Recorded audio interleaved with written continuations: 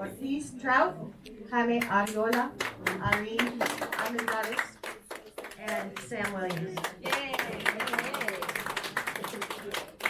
Hi everyone, my name is Jaime Arriola. How are you all doing today? Good. I'm running for District 16 here at Congress. It's actually the seat that's currently being held by Veronica Escobar, and it has been held, right? And it has been held by a Democrat for over 50 years in our city. We need to start electing candidates that can compete and can actually win the general election. I myself am a first generation American. Both of my parents immigrated legally from Mexico, and they're both successful individuals now. Thank you. I was born and raised here in El Paso. I was actually raised in the Lower Valley. I'm fluent and bilingual in Spanish and English. I've been a nurse for the last 10 years in our community. I'm a local business owner and as well as a local farmer. So why did I decide to run? Well, I decided to run because as a home health nurse for the last 5 years, I continue to see how people are struggling. They're getting everything denied. Everything from cancer treatments to simple necessities such as insulin. And no one is doing anything about it. These are people that are not asking for handouts. These are people who have paid their insurance dues and who have contributed to the Social Security system, but now we're telling them, you don't need those services, you don't need the help. We're letting them die, and that is wrong for it to happen in our country. And it is essential that we have representatives who are willing to speak up against those things.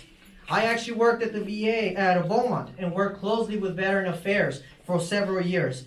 And one of the biggest things I found is that we have the resources to provide our veterans the needs that they have. But sadly, the process of red tape is so lengthy that many times we end up getting the stuff once they don't need it any longer. And that is a shame. And we hear all these politicians that talk about, oh, the VA needs more resources. Oh, the VA needs more resources. That shows me the disconnect that politicians have with everyday issues. They don't actually understand how they can fix our problems. They just say what gets them the votes. And that is wrong. And we like to look at democratic socialism.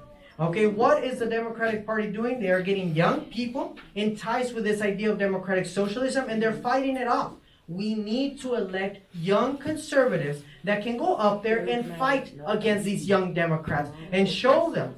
I myself am a young conservative, and I strongly believe in family values, and I believe that democratic socialism would be the death of the American dream. I've been married for close to over 8 years to my wife, and I strongly believe in family values. And I believe in pro-life. But I don't only believe in pro-life because we always talk about the life that is lost by the child. But I myself experience what happens post-abortion. I worked at a behavior center, and we got plenty of young teenage women who were forced to go through abortion and were about to commit suicide at that point. Thank you.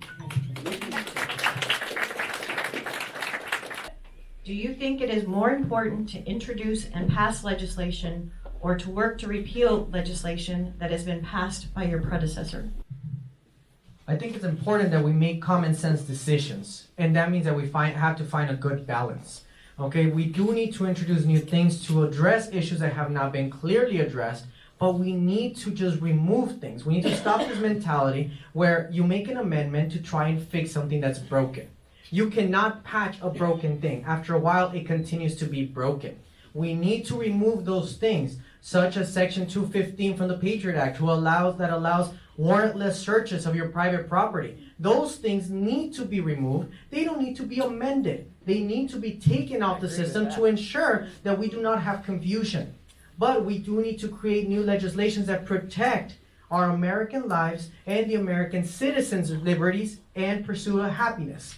We need to make sure that we have a good balance and that we don't go with only one mentality, but rather we go with the ability to be flexible. I see it as the way you treat a disease. You never treat a disease with just one intention. You treat it with a multitude of approaches until you can find the correct one that addresses the issues that the people are going through. So we need to get that approach into our political aspect. As a nurse, I would never treat a patient without research. Why are politicians making rules without research? Thank you.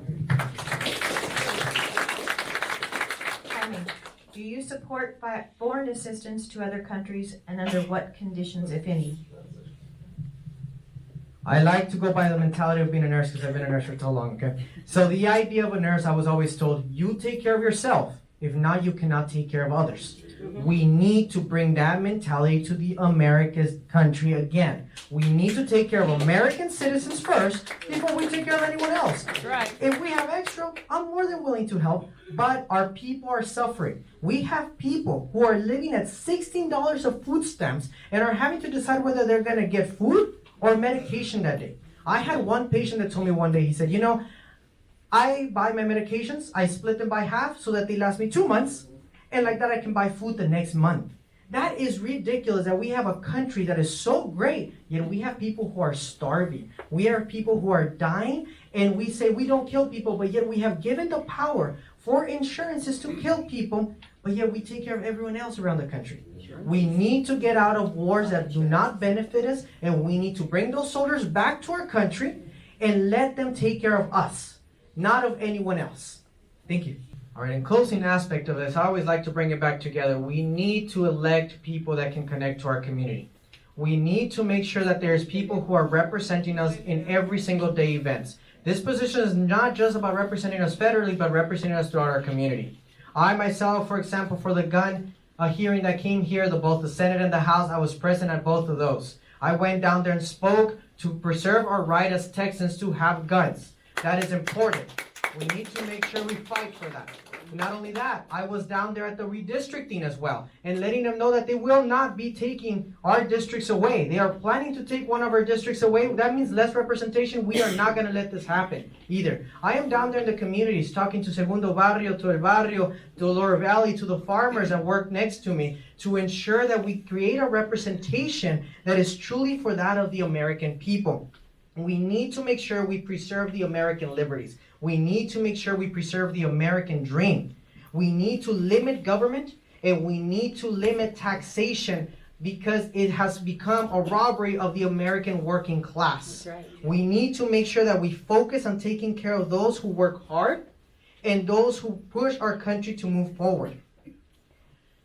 The biggest thing that I always tell people is if we don't protect the American dream, we will be left with a corrupt government and we will be left controlled by a government who will be oppressive to us. The American dream is the only thing we have left behind. We need to elect young conservative Republicans that will go out there and that will fight for our rights, and we need to push for term limits. It is ridiculous that we have career politicians that continue to make our legislations, yet they will never understand what it is to be under the American medical system because they have something that is better to them. Vote for Jaime Arriola. Vote for the American dream. I will fight to take care of that for you.